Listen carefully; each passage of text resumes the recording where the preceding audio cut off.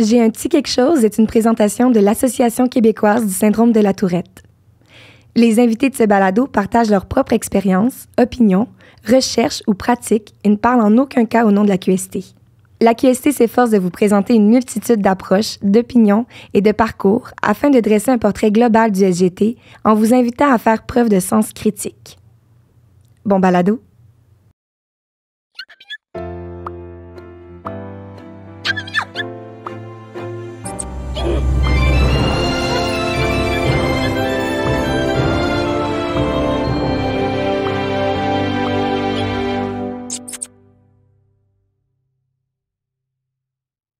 OK, allô tout le monde! Salut! Bonjour, on est à notre podcast de J'ai un petit quelque chose, animé par David Blouin et Andréane Fortin, un podcast qui est en collaboration avec la QST, donc l'Association québécoise du syndrome de la Tourette.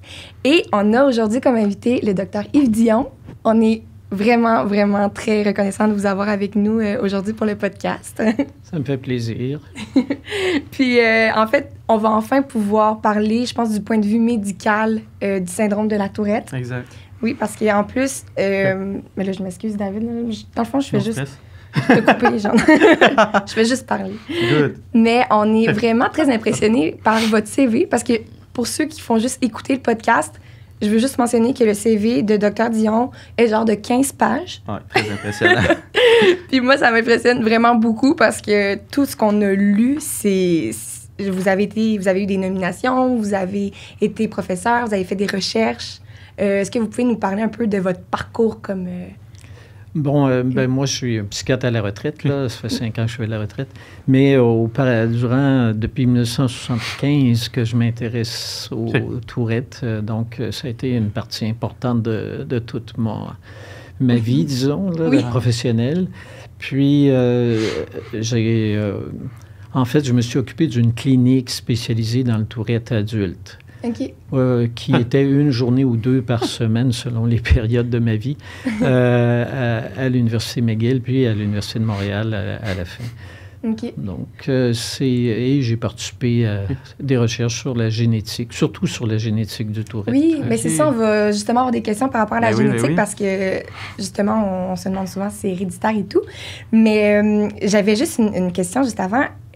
Comment ça, la Tourette... Comment ça, on va dire ça de même. Pourquoi la Tourette vous a intéressé en premier? Au début, on ne connaissait rien là-dessus. Mm-hmm. Puis, quand j'étais résident, j'ai eu un jeune patient qui avait un syndrome assez explosif, disons. Explosif. Et alors, je me suis occupé de lui, puis donc ça a ouvert mon intérêt. Puis, ça a été une belle aventure, en fait, parce que ça a permis d'explorer toutes sortes de domaines qui, habituellement, on n'explore pas tant que ça, en tout cas pas à l'époque, en psychiatrie. Donc, j'ai été choyé de participer à tout ce grand mouvement-là. Ben oui, mais une chance, parce que je pense que grâce à des personnes comme vous, mais l'Association québécoise du syndrome de la Tourette a été justement fondée grâce à plusieurs médecins comme vous et des parents bénévoles. Oui, c'est les parents. Ben, en fait, auparavant, il y avait eu il y avait la Fondation canadienne du syndrome de la Tourette, qui avait une section québécoise.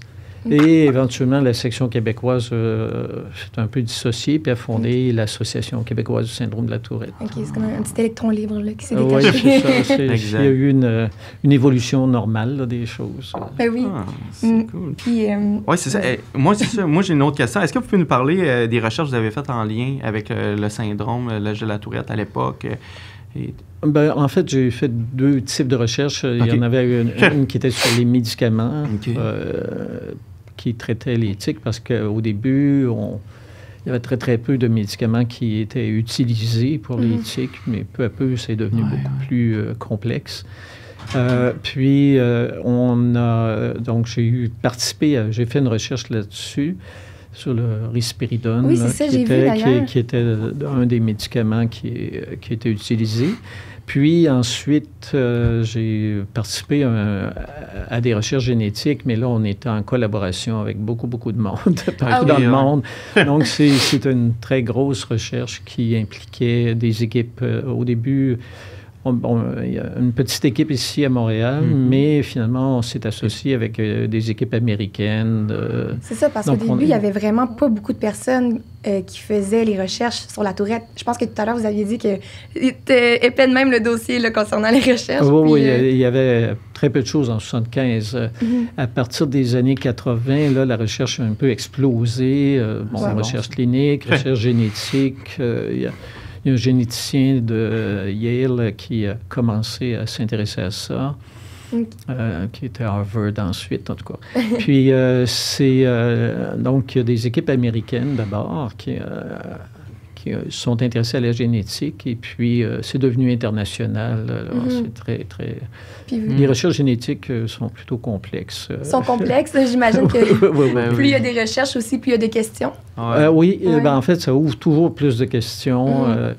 On pensait que c'était une génétique simple parce qu'on voyait des familles où il y en avait plusieurs cas et, des parents qui avaient des tics plus ou moins complexes et des enfants qui avaient le Tourette. Donc, ça, on voyait ça très fréquemment.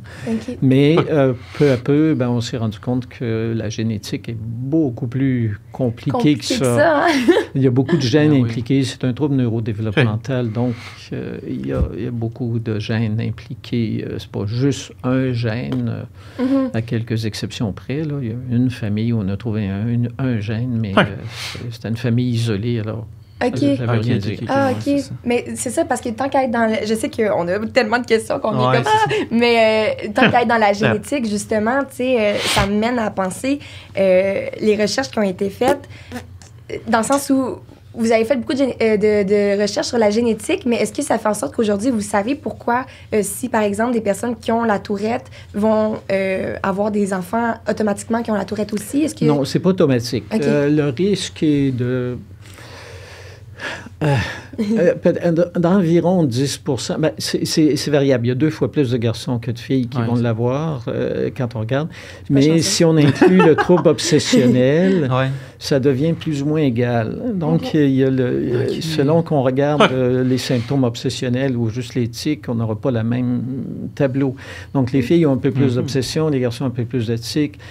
Chez les garçons, c'est diagnostiqué plus rapide parce qu'ils ont souvent l'hyperactivité qui est associée, tandis que les troubles d'attention que les filles vont avoir, parce qu'ils ont moins d'hyperactivité, mais ils ont autant de troubles d'attention. J'ai l'impression que vous parlez de David et moi, là. C'est exactement ça. Il y a plus de tics, moi j'ai plus d'obsession. Alors, c'est normal que ce soit comme ça, là. Vous n'êtes pas des exceptions. Juste la norme de ce qu'on voit chez le Tourette. Donc, le Tourette est défini par les tics. Il faut qu'on dit qu'il faut qu'il y ait des tics moteurs et au moins un tic vocal apparu avant l'âge de 21 ans. Ça, c'est les critères habituels. Maintenant, en fait, ça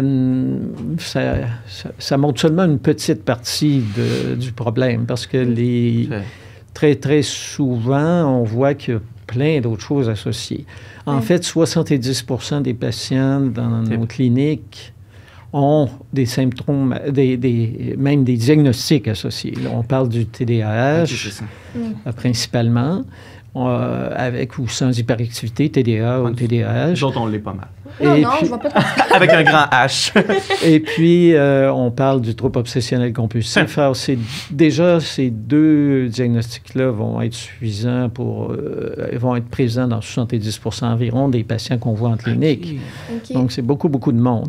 C'est sûr que quand on fait une étude des familles, comme on faisait en génétique, là, on va trouver parfois, un parent qui a un trouble obsessionnel, mais qui n'a pas le Tourette complet, qui n'a pas les tics. Mais que son enfant, là, exemple. Oui. OK. Alors, c'est où on va trouver un parent qui a des tics simples. Oui. Alors que l'enfant, lui, a le Tourette complet. Donc, ça dépend comment génétiquement, les tics simples et le Tourette, c'est la même génétique. Donc, ça va ensemble. Quand on parle de tics 5, on parle, mettons, des clignements de yeux ou des... Oui, c'est ça. Ça va être quelqu'un qui va avoir un tic du visage, qui va avoir des petites choses. Ça, j'en connais beaucoup. Oui. Des gens qui ont ça, mais qui ne sont pas... C'est ça, qui n'ont pas le Tourette. Alors, c'est très fréquent. Quand on regarde... il il y a des études qui ont montré que dans les classes, surtout quand on va dans des classes où il y a des troubles d'apprentissage ou des choses comme ça, on va avoir 20% des enfants qui vont avoir des tics à un moment donné. Mais ils peuvent être temporaires, ils vont fluctuer. C'est des tics transitoires de l'enfance. Ou c'est des tics simples chroniques. Alors, c'est ce qu'on appelle... et ça fait partie de la grande génétique là, du Tourette. Donc, si je comprends bien, c'est ceux qui ont ces tics-là, simples, avec plus les tics verbaux, c'est là que ça peut être diagnostiqué en SGT, en fait.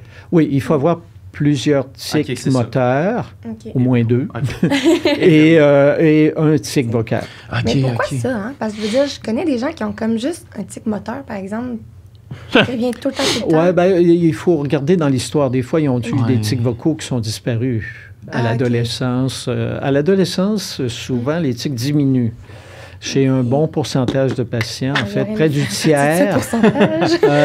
Et puis, à peu près le tiers, bon, ça persiste. Rarement, ça va augmenter durant la vie adulte, mais généralement, c'est plutôt stable, avec des fluctuations. Là, hein, c'est une maladie fluctuante. Donc, c'est pas constant. Il y a des périodes où il y en a moins, puis d'autres périodes, il y en a beaucoup plus. Alors, c'est l'anxiété, c'est les choses de la vie. On comprend pas. Puis des fois, c'est par hasard. Là. Beaucoup d'études montraient que ça avait l'air à fluctuer sans raison particulière. Mais je trouve ça vraiment rassurant, on dirait, parce qu'il y a tellement de moments, mettons, dans ma vie où je me dis, il y en a qui me disent « Ah, t'es stressée, hein, c'est pour ça que t'as plus de tics. » Je suis comme, je suis pas nécessairement stressée. Ou des fois, « Ah, t'es joyeuse, t'as vraiment des... » Puis je suis comme, des fois, je sais pas pourquoi j'en ai autant. Oui. Mais là, vous me dites que c'est aléatoire. C'est normal. Ça se peut, ça arrive, tu sais. Oui. Des moments où c'est plus facile de les contrôler, puis des moments où c'est comme, je suis incapable, tu sais, mais dans le fond, le sachant, on dirait que ça fait du bien. Oui, mais c'est ça. Bon, les tics, c'est semi-volontaire, comme on dit, dans le sens que les gens, généralement, qui ont le Tourette, qui ont des tics, les sentent venir. Hein? Il y a une petite annonce qui dit que... Oui, vous êtes bien d'accord. Alors, et ben, c'est justement, quand on parle d'un traitement, on pourra en parler un petit peu plus, mais alors, c'est justement, on utilise cette capacité des gens de sentir qu'ils vont l'avoir pour traiter les tics. C'est ça. Bien, si vous voulez, on peut tout de suite, tu sais, on a aussi d'autres questions, mais je pense que si on va dans le traitement d'ailleurs, je pense qu'on parle du traitement, voyons, comment ça s'appelle? C'est comportemental, oui. C'est le traitement comportemental.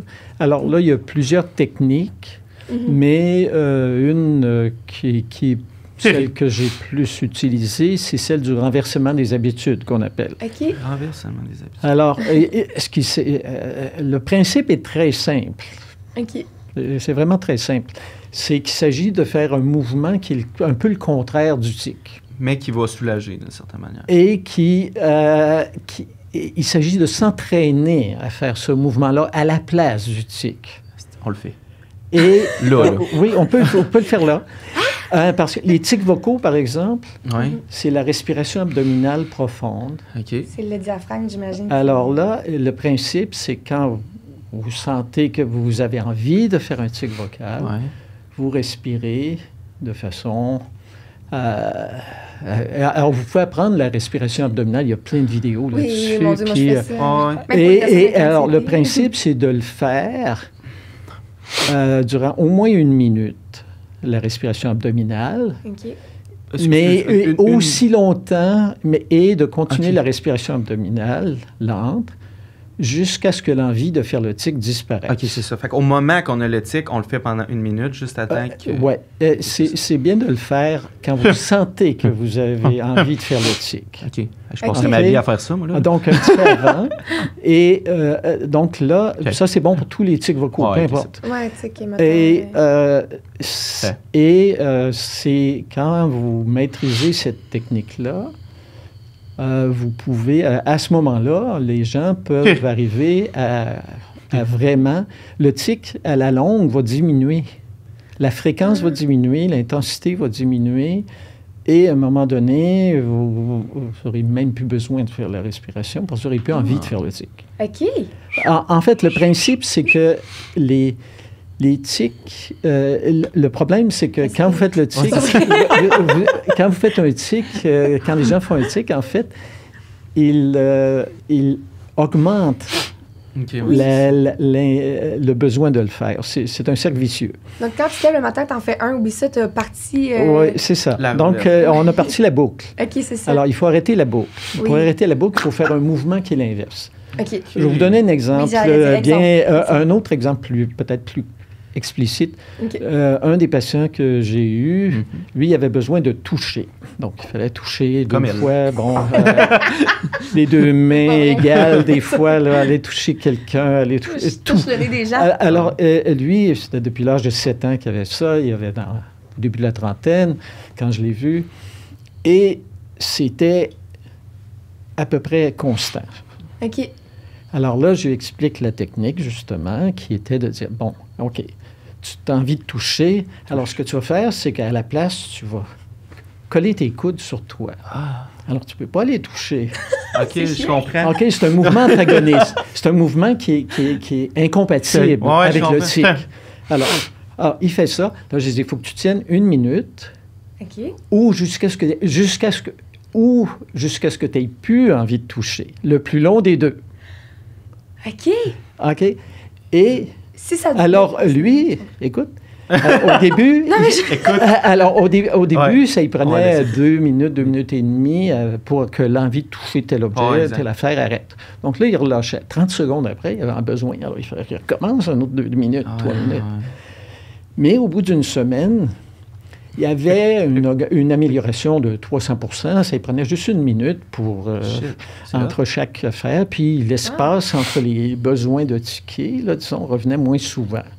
Donc, il y avait une bonne amélioration statistique, mais je ne pas... Écoute, être obligé de faire le geste à toutes les 3 minutes, c'est pas très, très bon encore. Non, c'est ça. Mais il a persisté. Alors, le gars, il a continué à faire les exercices puis à ne pas laisser passer les tics.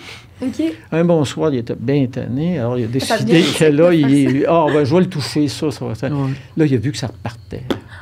Alors, il s'est remis à faire son exercice. OK. 4 semaines, il n'y a plus de tics. Ah non, c'est pas vrai. Pas de tics. Plus de tics du tout? Plus de ce tic, là? Du tout. Bien, en fait, celui-là, c'était vraiment son tic comme principal. Oui, c'est bon. Ouais. Alors, il y avait des tics vocaux, mais ils étaient beaucoup plus rares. En même temps. Alors, après, on s'est occupé des tics vocaux dans son cas, donc avec la respiration abdominale lente. Il y avait des obsessions dont il ne m'avait pas parlé. OK. Puis il a trouvé lui-même le truc. OK, les obsessions. Très fort. Parce qu'il a trouvé que... en tout cas, il y avait des obsessions qui étaient vraiment dérangeantes pour lui. Okay. Et là, il s'est mis à imaginer une scène très paisible avec son père qui fendait du bois, les odeurs, les couleurs de l'automne et tout ça. C'est comme l'hypnose. Mais en fait, il occupait son esprit avec une scène qui était forte. La PNL, genre? Qui était intéressante. Et là, la pensée obsessionnelle, il pouvait la laisser loin. Puis elle s'est éteinte. Elle est disparue. Hey, moi, là, je fais juste penser au fait que ma mère, si elle m'écoute, elle doit dire « Andréane, t'es donc bien chanceuse d'être devant ce docteur-là qui explique tout ça. » c'est sûr que le problème qu'on a, c'est qu'il y a très peu de psychologues et de gens qui sont formés pour montrer. Parce qu'il faut vraiment analyser le tic, trouver le bon geste antagoniste. C'est pas évident. Ah non, exact. Alors, comme j'avais quelqu'un qui avait le tic d'aller toucher les seins des femmes. Oh mon Dieu. C'est pas très le fun. Alors là, écoutez, ce que je lui ai dit, il dit, bon, écoute, là, c'est sûr que tu as le Tourette, je comprends, c'est un tic, mais tu es responsable. Ouais, c'est ton tic. Tu dois... Alors, tu sais, moi, si moi, je conduis mon auto puis que j'enlève mes lunettes... Ah, mais là... c'est évident, hein? Je suis très myope, donc je vais faire un accident, je vais tuer quelqu'un, je vais blesser quelqu'un. C'est la même chose. Je suis responsable. Je suis obligé de trouver une méthode pour compenser mon handicap. OK. Alors, c'est la même chose pour le Tourette. C'est pas parce que tu es impulsif ou qu'il faut tout pardonner. Non, non, non. C'est plus difficile qu'un autre de se contrôler, c'est plus difficile qu'un autre d'apprendre à faire les choses, mais tu dois l'apprendre. Oui. Puis il y a des techniques pour ça, puis il y a des gens qui peuvent t'aider pour l'apprendre. C'est ça que je disais aux gens. Ben oui, c'est tellement fascinant. Alors, lui, ce que je lui ai fait, je lui ai dit, tu mets la main dans ta poche. Tu peux pas aller. Ouais. Okay? C'est un geste antagoniste absolument... il ne peut pas aller toucher quelqu'un quand il a la main dans sa poche. Non, exact. Alors, il a pratiqué à mettre la main dans sa poche chaque fois qu'il avait envie de toucher quelqu'un. Et finalement, bon, ensuite, c'est sûr qu'il faisait ça dans les autobus, quand il y avait plus de monde. Alors là, on a pratiqué. Finalement, il est allé dans les autobus quand il n'y avait pas grand monde, parce que là, l'inhibition sociale était un peu plus forte. Puis, finalement, il a pratiqué et au bout de 3-4 semaines, c'était fini. Donc, on peut dire qu'en général, au bout de 3-4 semaines, si on fait ça, ça pourrait vraiment améliorer les choses. À la condition de le faire très systématiquement. Il ne faut pas en laisser passer de tics. OK, c'est ça, c'est vraiment... Il faut en prendre un à la fois. Ah, ça, c'est difficile. Un à la fois. Il faut choisir celui qui est important. Okay? Si on décide que c'est un tic vocal, c'est lui qu'on traite. Une fois que vous avez contrôlé celui-là, on en prend un autre. OK.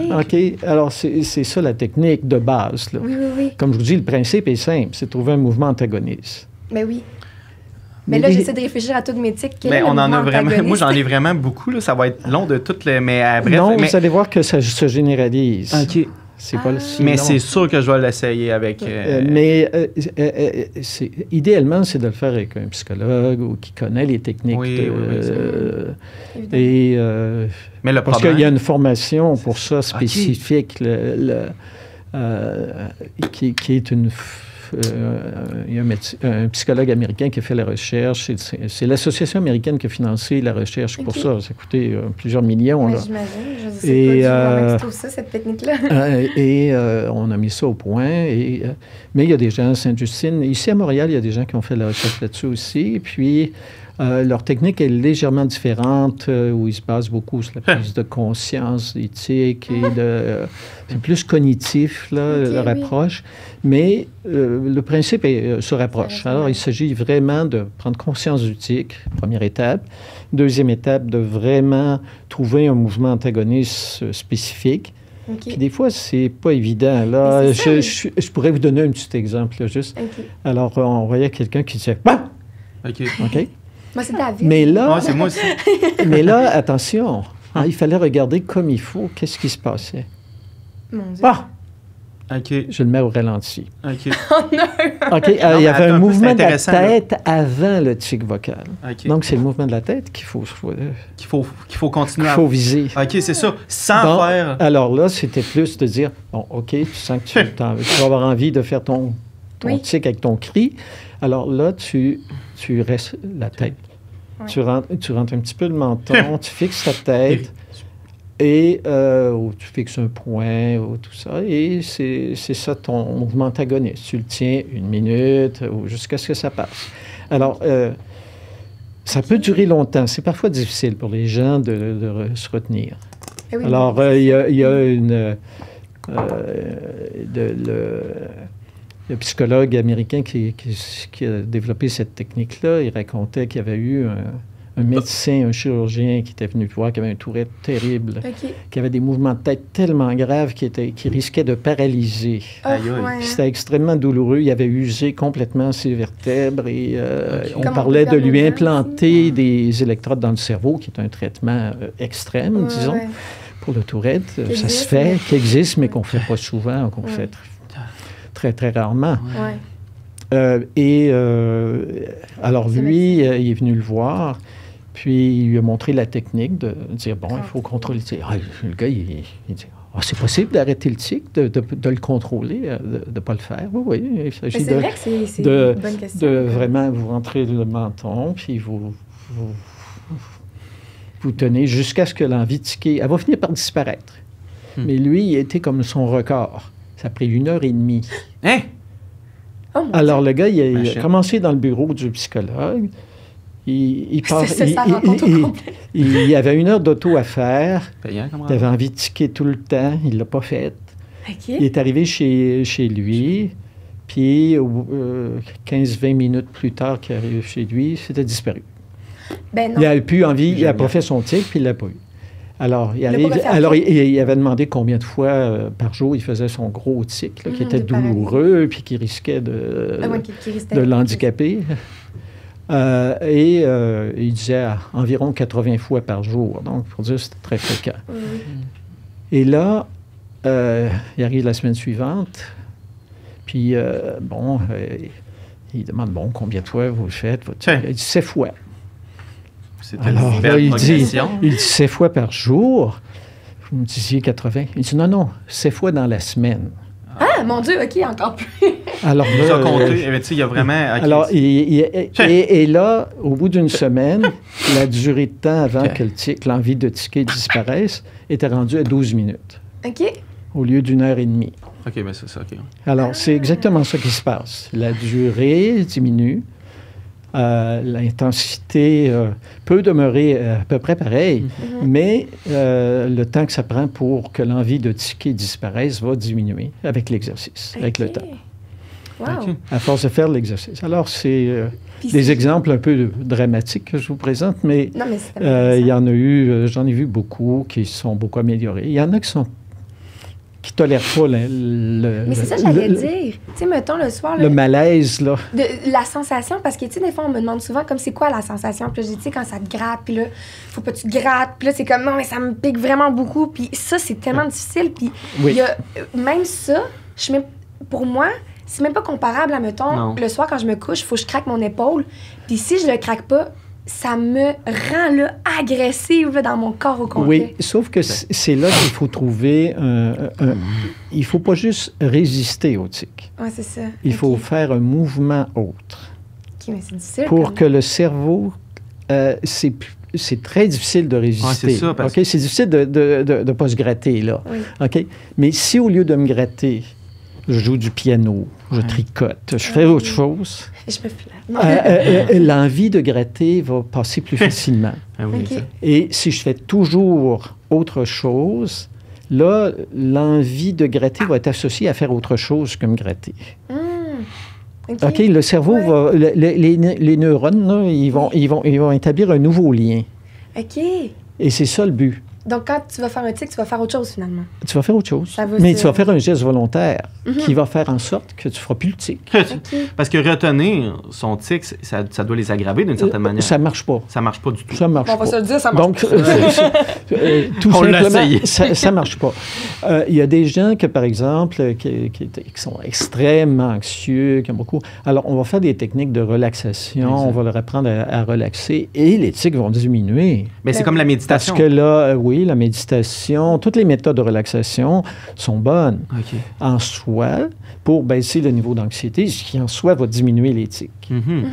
Alors, j'ai vu des gens là, vraiment être fortement améliorés. Ils étaient incapables de faire la thérapie comportementale. Ils étaient trop anxieux. Mais en fait, c'est ça. Hein, quand l'anxiété, tu sais, par exemple, là, on pourrait élaborer justement sur des troubles qui sont associés, mais quand l'anxiété est vraiment forte, moi, c'est ça qui fait en sorte que j'ai des tics beaucoup. Oui. C'est sûr que dans ces périodes d'anxiété-là, ou les moments d'anxiété, les tics vont augmenter automatiquement. Mais tu sais, c'est pas l'anxiété qui cause les tics, mais les tics sont là, puis comme c'est une faiblesse de la personne, tu sais, si moi je fais de l'anxiété, je vais peut-être avoir des maux d'estomac. Une autre personne va avoir des maux de tête. Une autre personne va avoir un autre problème lié à son anxiété. Oui, je comprends. OK. Alors, ça se jette sur notre faiblesse, disons. Mais en même temps, c'est sûr que quand ça devient handicapant, il faut s'occuper de l'anxiété. Mais moi, j'ai une question. Oui. Tu sais, tout ce qu'on a énuméré là, tantôt pour essayer de voir d'autres choses pour ne pas faire son tic, tout ça, est-ce que ça guérit le syndrome ou on est encore diagnostiqué syndrome de la Tourette? Écoutez, si tu n'as plus de tic, est-ce que tu vas être considéré comme guéri? Bien, je vais avoir quand même mon TDAH. Oui. Exactement. Ouais. Ça va toucher les tics. Tu vas avoir les autres troubles qui peuvent nécessiter une médication, qui peuvent nécessiter... Donc, c'était beaucoup mon problème quand je voyais les adultes, parce que j'avais souvent 5-6 diagnostics. Tu sais, j'avais le Tourette, J'avais le trouble obsessionnel, j'avais le TDAH, j'avais un trouble anxieux, j'avais des dépressions quand il était pas bipolaire, j'avais des... Lequel on traite en premier, là? Oui, bon, c'est ça. C'était ça la question. Puis ça, c'est une discussion qu'il faut avoir avec la personne. Donc, il faut évaluer complètement. Il y a des troubles du sommeil associés, il y a toutes sortes de problèmes. Hein? Et là, il faut voir qu'est-ce qui donne le plus de troubles à la personne. Hein? J'ai vu des gens rentrer dans mon bureau qui avaient des tics, c'était épouvantable. Ils ne venaient pas pour ça, pas en tout. Ils vivaient très bien avec leurs tics. Oui, mais c'est alors, ce qu'ils voulaient, c'était un traitement pour leur TDAH. OK. C'est fou, j'ai un patient que je voyais depuis des années, puis que je soignais pour ses tics, puis ses troubles anxieux, puis ses obsessions, un peu tout. Il y avait tout. Mais là, lui, il était chargé de cours à l'université, donc quand même, puis il avait fait une maîtrise. Il était quelqu'un de bien éduqué, tout ça. Et là, il vient me voir à 36 ans, puis il veut faire son doctorat. Oh, wow! OK. Oh! Alors là, je dis, oui. OK. Alors là, on a discuté, puis je dis, il était prêt de se concentrer pour lire plus que 15 minutes à la fois. Ça ne marche pas. Pour un doctorat, j'imagine non, que... Pour un doctorat, ça prend un peu plus. Pas pire. Moi, c'est 5 minutes, puis je pars. Il y en a qui réussissent à faire des études de doctorat avec 15 minutes à la fois, là. Oui, il y en a qui réussissent, mais c'est plus compliqué. Alors, j'ai ajusté sa médication en fonction de ça, puis il a pu se concentrer un peu plus. Et il a réussi à faire son doctorat. Il est devenu professeur à l'université. Wow. Alors, honnêtement, c'est-tu un lien avec la passion, par exemple? Écoutez, c'est sûr qu'il y a quelqu'un qui veut. Hein, j'ai vu beaucoup de gens qui avaient des gros troubles d'apprentissage dans l'adolescence, l'enfance, et qui, vraiment, au niveau scolaire, c'était la catastrophe. Puis rendu à 21 ans, 22 ans, moi, je voyais des adultes retournaient aux études et complétaient leur cours. Bon, plus tard qu'un autre, mais c'était correct. Il était capable de le faire et il le faisait. Alors, vraiment, moi, je n'étais pas l'éponge. Les parents étaient découragés. Ils avaient abandonné. Ils étaient sûrs que leur garçon ne ferait jamais rien. Le gars est devenu ingénieur. Ben oui, mais c'est ça. C'est juste que ça a été plus long. Ça a été plus long. Il a fini son cours à 28 ans, puis... écoute, c'est pas grave. Des fois, tu trouves aussi ce que tu veux faire un peu plus tard. Oui, exactement. Exactement. Puis malgré ses tics qui étaient pas moins forts qu'avant, il a fait son cours, puis il a réussi. Puis, on guide les gens là-dedans, on voit, on les encourage, puis ça fonctionne. Il ne faut pas arrêter de les encourager, en fait. Non, parce que peut-être que ça va des gens qui vont maturer plus tard peu, ou des enfants qui vont maturer un peu plus tard, mais qui vont réussir dans ce qu'ils entreprennent dans la vie, parce que les gens qui ont le Tourette, puis les gens qui ont un TDAH, en général, je devrais dire, sont des gens créatifs. Exact. C'est des gens qui ont une capacité de trouver des nouvelles solutions aux problèmes. C'est des gens qui sont bien le fun à côtoyer. Oui, c'est ça. On est funny. Mais c'est vrai, il faut aussi encourager ça, puis je pense pointer les forces, les trucs qui sont positifs. Oui. Surtout si c'est un enfant Tourette, par exemple, j'imagine que vous devez encourager beaucoup les parents. Moi, quand j'allais voir justement mon pédopsychiatre étant jeune, je sais que c'est mes parents qui restaient souvent aussi avec le pédopsychiatre, pas juste moi. C'est comme s'il faut aussi faire un apprentissage aux parents. Oui, il y a de l'éducation à faire. Bon, il faut qu'ils acceptent les situations, mais il faut aussi apprendre à gérer les comportements, puis aider l'enfant à corriger ce qu'il doit corriger. Hein? Je vous donne l'exemple. Hein? Je disais, on passe pas tout à un enfant. Il faut l'encadrer. Ça va le sécuriser, ça va l'aider à mieux passer à travers. Oui. Alors, c'est pas une excuse pour pas faire ses devoirs ou pas faire ses examens. Il a besoin de plus de temps, oui. Il a besoin de relaxer avant de commencer, oui, peut-être, etc. Il faut trouver le bon moment, la bonne façon, 15 minutes à la fois. J'ai vu des gens, là, il étudiait 15 Mm-hmm. Ouf, il allait faire c'est ça que je faisais. Course, un peu de bicyclette, tu voulais aller marcher. Il revenait, un autre 15 minutes. Parfait. C'est de se trouver des... Oui, c'est ça. Mais ça, pour vrai, c'est l'histoire de ma vie, puis sûrement toi aussi, là, de trouver des outils de travail, puis des manières de fonctionner. Oui. Sans, mettons, se victimiser par rapport au fait que, comme vous dites, on a la tourette peut-être, mais faut pas dire comme, mais j'ai la tourette, fait que moi, j'ai le droit vraiment. Non, ça marche pas. Ouais, non, c'est ça. Je suis tout à fait d'accord. C'est ça. Il faut trouver les façons de faire qui vont vous convenir, parce que souvent, c'est... Alors, c'est pour ça que je disais, l'école, rester assis en randonnion, ça ne convient pas très bien aux tourettes en général. Mais quand ils arrivaient à l'école aux adultes, où ils pouvaient aller à leur rythme, à leur façon, dans leurs intérêts, là, ça marchait. Ben oui, surtout avec l'intérêt et tout. Mais tu sais, il y a des plans de travail aussi là, à l'école, tu sais, qu'il peut avoir, exemple, pour le TDA, plus de temps. Oui. Moi, là, écoute, j'ai 28 ans, je fais un cours de courtage immobilier cette année, là, puis j'ai encore droit, j'ai été les chercher les ressources pour que ça m'aide. Là. Oui. Puis il faut faire. Il n'y a aucune gêne à aller chercher ces ressources-là, là, justement. Tout à fait. C'est comme être gêné de porter nos lunettes. Exact. On a besoin. Là. On a besoin. Ça n'a pas à être automatique non plus. Je veux dire, c'est pas tous les tourettes qui ont besoin de plus de temps pour les examens. Non, c'est ça. Il y en a qui n'en ont pas besoin. Non, c'est ça. Mais il y en a qui en ont besoin. Et là, il faut aller chercher l'aide qui est nécessaire. Et ça dépend des situations. Est-ce qu'on pourrait dire justement que la tourette, souvent, là, puis j'ai eu récemment une entrevue avec Ami Télé où il me disait est-ce que tu considères ton syndrome de la tourette comme étant un handicap? Puis j'ai envie de vous poser la question. Je suis comme... C'est pas automatiquement un handicap. Ça peut même être une force. Oui, c'est ça. Je réponds ça. Et c'est clair. Oui, parce qu'il y a des gens qui sont plus créatifs que d'autres. C'est un peu comme les gens qui ont un syndrome d'Asperger, qu'on parlait, les troubles envahissants de développement. Leur cerveau ne fonctionne pas comme les autres.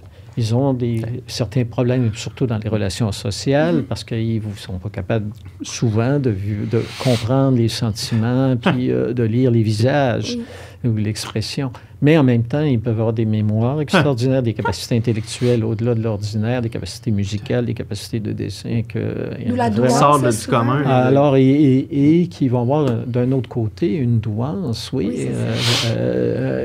donc, il faut... Est-ce que c'est un handicap? Oui et non. Et oui, il faut leur apprendre à regarder les gens dans les yeux. Donc, c'est un peu la même chose avec le Tourette, je dirais. C'est pas nécessairement un handicap, c'est pas automatiquement un handicap. C'est une condition qui est là. Bon, c'est ça, on peut dire. Qui peut être... les tics, beaucoup d'adultes vivent avec leurs tics et finalement, ils s'en foutent un peu, puis ils ont bien raison. Ben oui, mais c'est ça. Je traitais des adultes, là. Puis je regardais, est-ce que ça dérange votre vie? À quel point? Où? Quand? Comment? OK? Là, on peut cibler nos interventions en fonction de ça. Donc, la médication, oui, elle existe, mais ce n'est pas la réponse à tout, puis c'est pas une réponse, ça ne doit pas être une réponse automatique. Il faut... moi, c'était la thérapie comportementale à la fin de ma carrière. Au début, on avait seulement la médication, on ne connaissait pas. Il n'y a pas de thérapie comportementale, on n'avait rien, ça n'avait pas été étudié, ça n'avait pas été développé, on ne savait pas quoi faire. Mais on a appris avec le temps, puis on a changé que, oui, la médication dans les cas plus graves ou plus importants, puis c'est parfois temporaire, mais c'est ça. Donc, on va prendre une médication pour le TDAH quand les gens sont aux études, puis après, parfois, on peut l'arrêter. Ça dépend de chaque personne. Ça varie.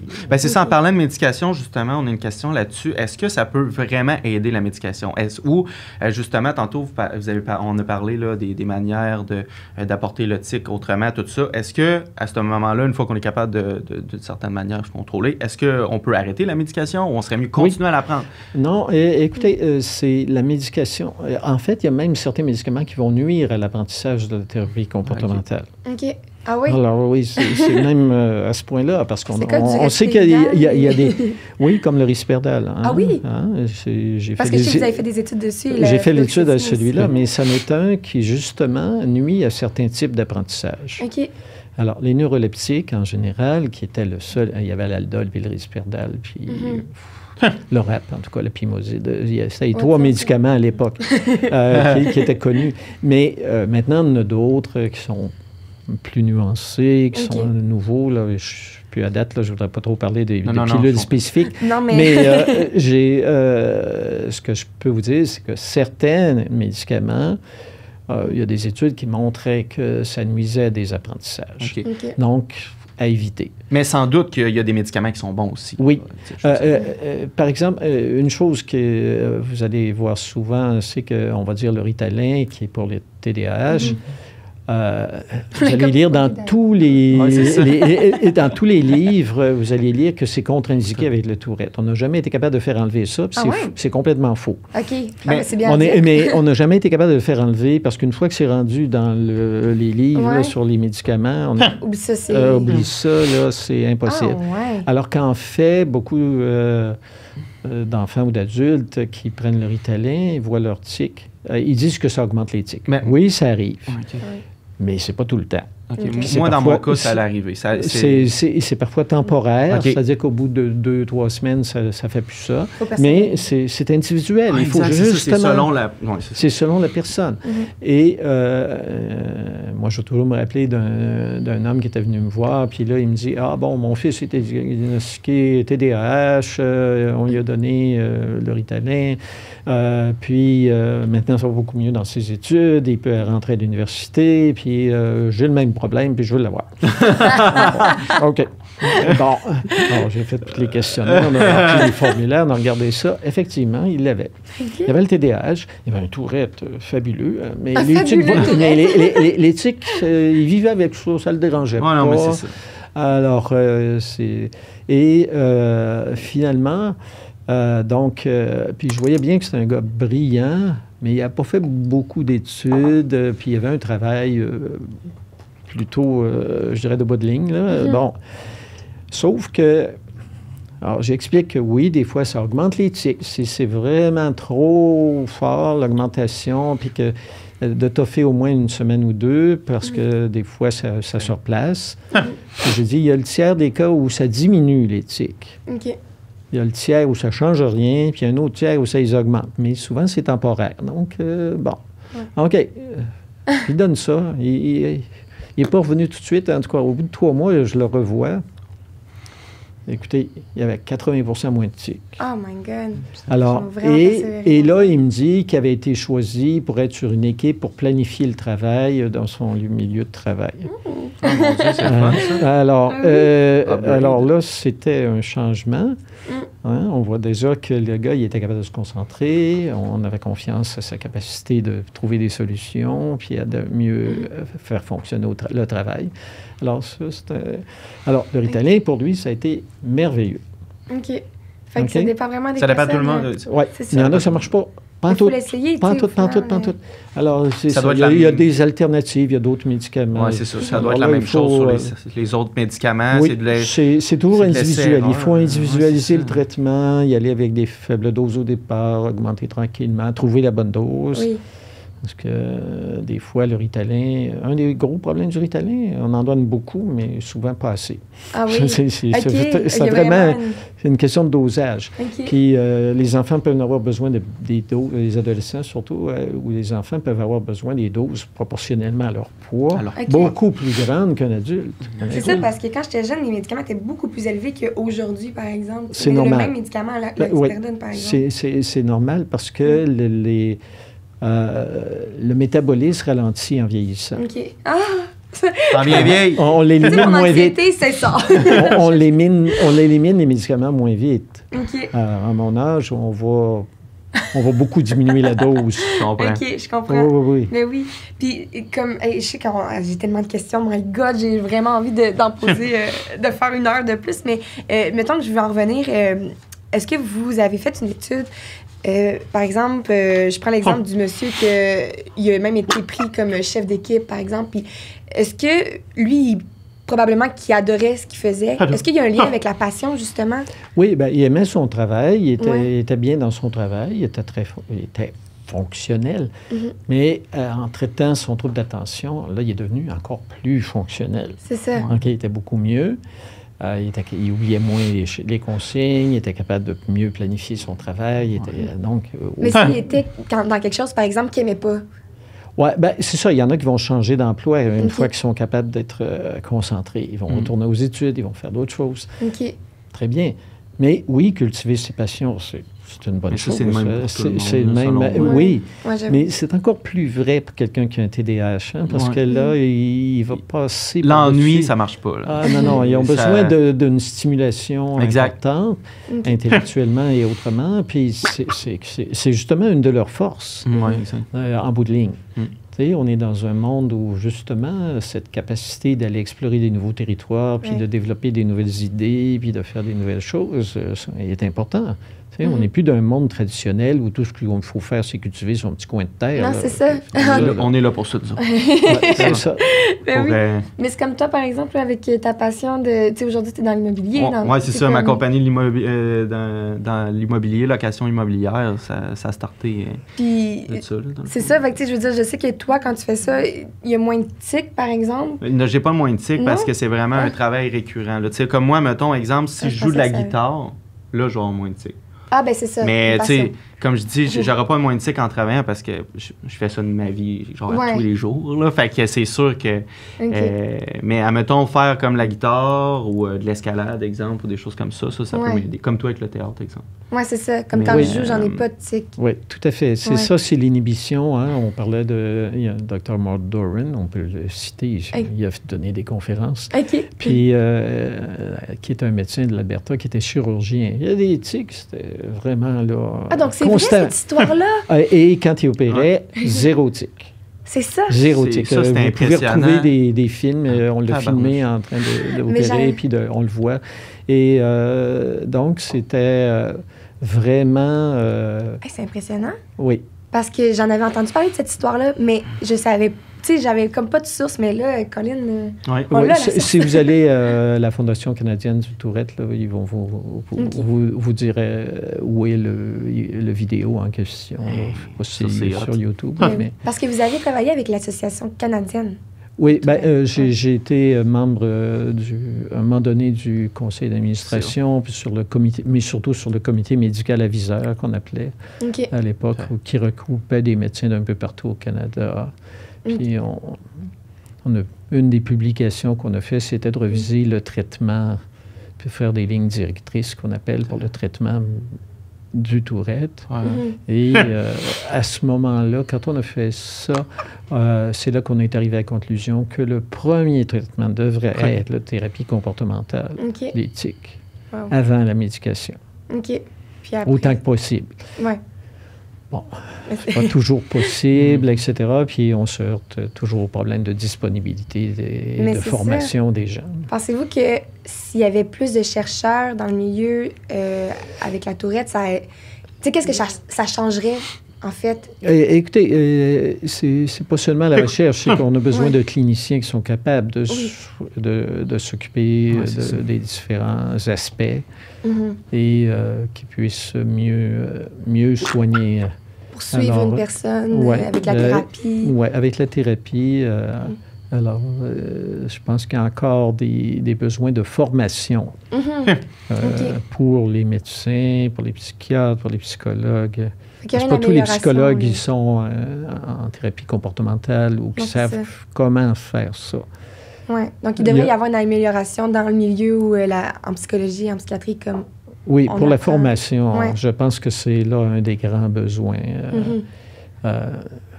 Mais il y a je crois que c'est Behavior Therapy Institute, là. En tout cas, il y avait une formation spécifique que l'Association américaine donnait pour la thérapie du Tourette, là, qui est 2 jours. Hein, c'est pas, c'est une fin de semaine. Bon, allez-y, psychologue, psychiatre, tout le monde.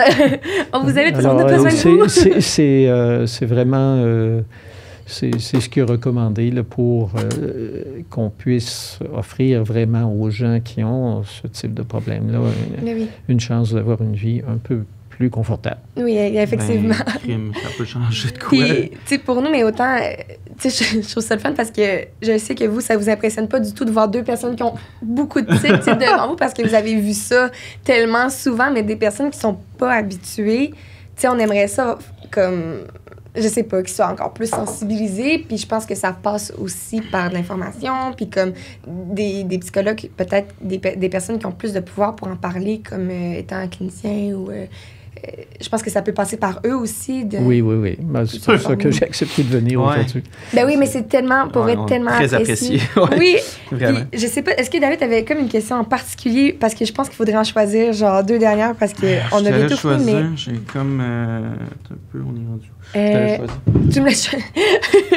Ben, d'ailleurs, j'aimerais savoir, est-ce que, par exemple, avant un podcast comme ça, on a beaucoup de tics. C'est quoi le meilleur truc que vous nous donnez? Bon, écoutez, de façon générale, je vous dirais toutes les méthodes de relaxation, de dire, bon, la respiration abdominale lente. Alors, ça, c'est...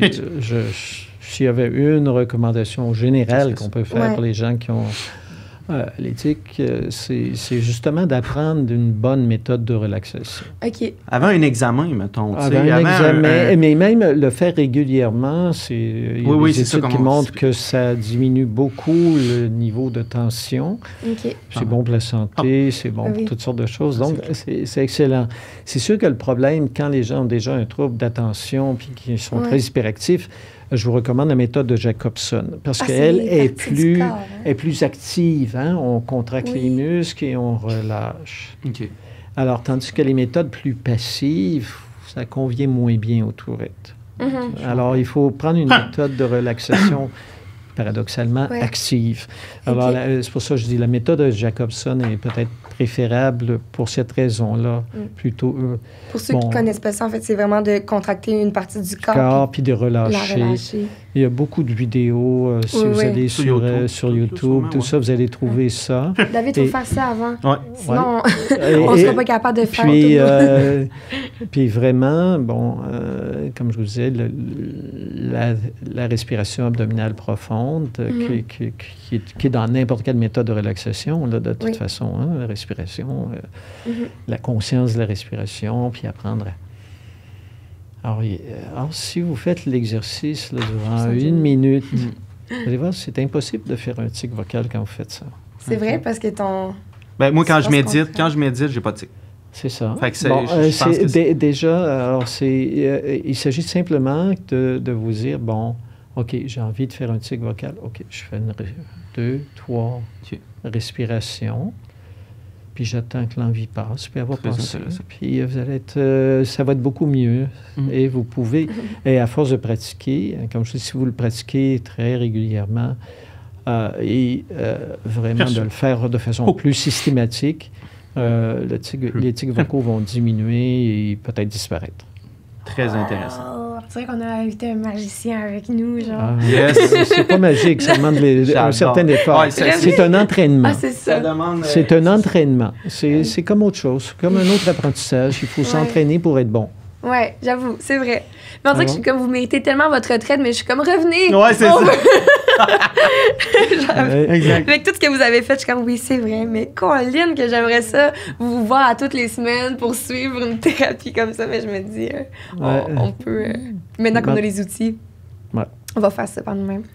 Avais-tu une autre question? Non, c'est pas mal tout. Merci beaucoup. Mais oui, aviez-vous autre chose que vous vouliez rajouter, que vous vous êtes dit, j'aurais aimé ça dire ça? Non, c'est pas mal.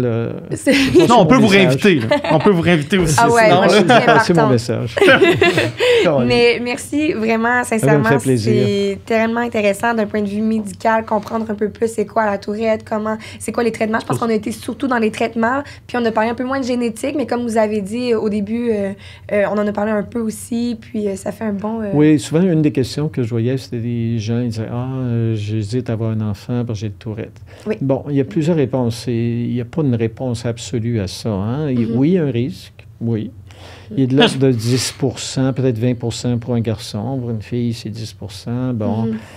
Maintenant, comme me disait un parent, comme a répondu un conjoint d'une femme qui avait un tourette assez gros, tu tu vas être la meilleure personne au monde pour t'occuper d'un enfant qui exact. est C'est ça que je dis à ma blonde. J'ai dit, je trouvais ça une réponse amoureuse magnifique. C'est vraiment nice. Hein? Et très vrai. Je suis émotive.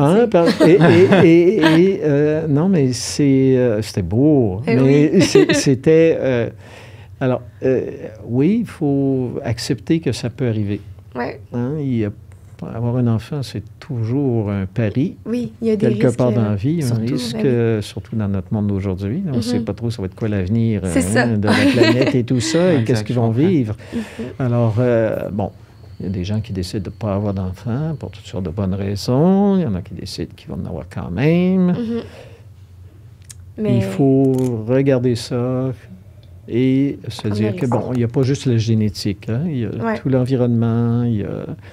comment on va gérer les choses à mesure qu'ils arrivent, s'ils arrivent. Oui. Bon, pas paniquer avec ça. Ça. Eh bien, sur ces sages paroles, merci beaucoup, Dr. Dion. On est vraiment très reconnaissants de nous avoir eu à J'ai dit quelque chose.